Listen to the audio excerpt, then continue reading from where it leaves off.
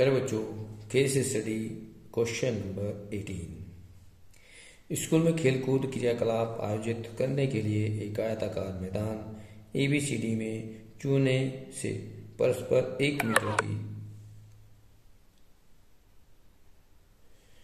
Metre की दूरी पर पंक्तियां बनाई गई। AD के अनुदेश परस्पर 1 मीटर की दूरी पर 100 गमले रखे गए हैं। जैसा कि आकृति में दर्शाया गया है, निहारिका दूसरी पंक्ति में AD के 1/4 भाग के बराबर की दूरी दौड़ती है और वहां एक हरा झंडा गाड़ देती है। प्रीति 8वीं पंक्ति में AD के 1/5 भाग को के बराबर की दूरी दौड़ती है और वहां एक लाल झंडा गाड़ देती है।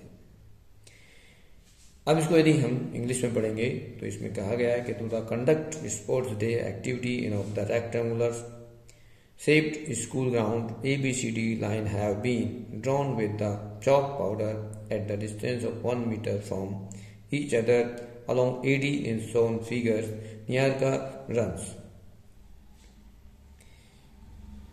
यहाँ पर एक मिसिंग इंफॉर्मेशन है कि यहाँ पर जो AD डिस्टेंस है वो अबाउट टोटल डिस्टेंस 100 मीटर है।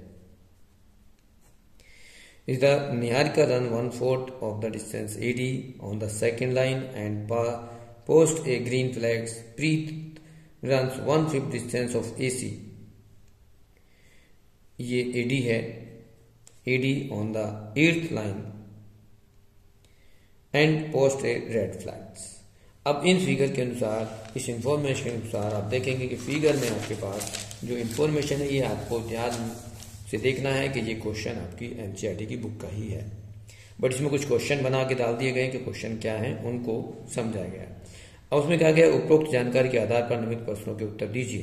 Based on the above information answer the following the questions. तो हरे झंडे के निर्देशांक क्या होंगे? जैसा कि आपको बताया गया है कि आपके पास जो हरा झंडा है वो सेकेंड लाइन में ऊपर कहीं लगा हुआ है। अब ये कहाँ लगा है उसको पोजिशन उन्होंने बता दिया। कैसे बताया गया कि सेकंड रो, तो ये रो आपको AB लाइन पर है और AD पर डिस्टेंस है। हर गमला 1 मीटर की दूरी पर है और ये डिस्टेंस जो है वो 100 मीटर है। तो यदि 100 मीटर है तो 100 मीटर का 1/5 और 1/4 उसने बताया गया कि एक बार वो 1/4 कवर करते हैं तो ये 25 हो जाएगा। दूसरी जो प्रीत है वो 100 का 1/5 कवर करती है तो वो 20 हो जाएगा। पहले जो हरे झंडे की पोजीशन है उसको देखेंगे तो सेकंड रो में और वो 25 मीटर पर जाते हैं। तो सेकंड क्वेश्चन देखें तो coordinate of the green flag is 225। 2 means second row और डिस्टेंस हो गया 25। तो A is the correct answer of question number first. Second कहा है लाल झंडे का निर्देशांक क्या है? Coordinate of the red flags में रेड फ्लैग्स जो है वो यहाँ पोजीशन पे है और वो 8th कॉलम में है, 8th रो में है और यहाँ पर 8th रो में कहीं ऊपर जाकर के वो कितना डिस्टेंस कर रहे हैं? वो 20 मीटर कर रहे हैं क्योंकि 1/5 ऑफ द 100 है। तो यहाँ जो coordinates of the red flags हैं वो 8th रो में है और उसके कोऑर्डिनेट डिस्टेंस जो है वो 1/5 ऑफ 100 है। तो ये 20 हो जाएगा। तो 8 रो में है और 20 उसका डिस्टेंस हो गया। तो coordinate of the red flag is 82 हो जाएंगे। फिर उसने पूछा दोनों झंडों के बीच की दूरी है, मतलब डिस्टेंस बिटवीन द 2 फ्लैग्स। तो यहाँ तो डिस्टेंस फॉर्मूला यूज करेंगे हम। अब डिस्टेंस फॉर्मूला आपको याद है, देखेंगे तो डिस्टेंस में लिखता हूँ, डिस्टेंस फॉर्मूला होता है √(x2 - x1) of square plus y2 - y1 of square. ये डिस्टेंस फॉर्मूला है। अब इसमें कोऑर्डिनेट देखेंगे तो आपके पास ये 225 और 820 से डिस्टेंस निकालना है, आपको कैलकुलेट करना है। तो अब देखें तो आपके पास x2 क्या है? वो 8 है। x1 क्या है? 2 है। उनका स्क्वायर करेंगे प्लस y2 आपके पास क्या है? 20 है। y1 25 है, उनका स्क्वायर करेंगे और ये सब रूट के अंदर है। तो यहाँ पर क्या लिखेंगे? 8 - 2 6 का स्क्वायर। फिर यहाँ पर करेंगे 20 - 25 -5 का स्क्वायर। ये भी आपके पास स्क्वायर रूट में है। 6 का स्क्वायर 36 होता है, 5 का स्क्वायर 25 होता है। यदि आप इनको ऐड करेंगे तो ये √61 यूनिट होगा। डिस्टेंस जो है वो √61 होगा। और इसमें क्वेश्चन नंबर जो थर्ड पार्ट है उसका जो करेक्ट आंसर है वो है आपका D पार्ट्स इज 61 यूनिट। अब नेक्स्ट पॉइंट आता है क्वेश्चन नंबर 4 के लिए कि यदि रश्मिन को एक नीला झंडा इन दोनों झंडों को मिलाने वाले रेखाखंड पर ठीक आधी दूरी बीच में पर गाड़ना हो तो उसे अपना झंडा कहाँ गाड़ना चाहिए।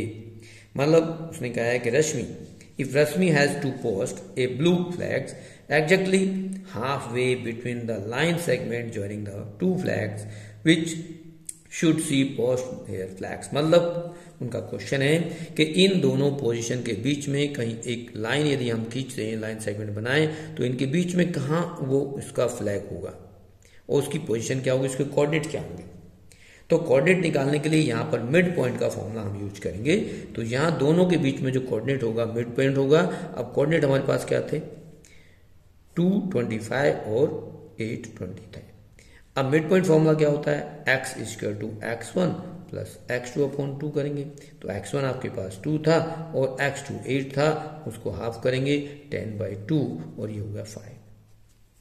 सेकेंड वैल्यू फाइंड करने के लिए आपको देखेंगे कि y की वैल्यू जब निकालेंगे तो y क्या होता है, y इक्वल टू होता है y1 प्लस y2 अपॉन 2।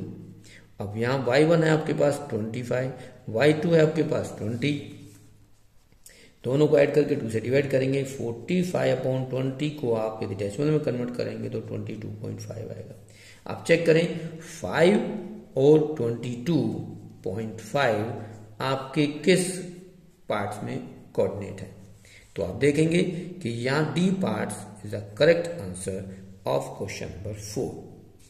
तो ये आपके पास क्वेश्चन नंबर जो 4 था 18 का, उसका आंसर 25 एंड 222.5 है। अब फिर नेक्स्ट क्वेश्चन आता है आपका क्वेश्चन नंबर 5। उसमें क्या, यदि ज्योति छठी पंक्ति पर पीला झंडा लगाती है तो हरे झंडे और लाल झंडे के समान दूरी पर तो पीले झंडे के निर्देशांक क्या होंगे।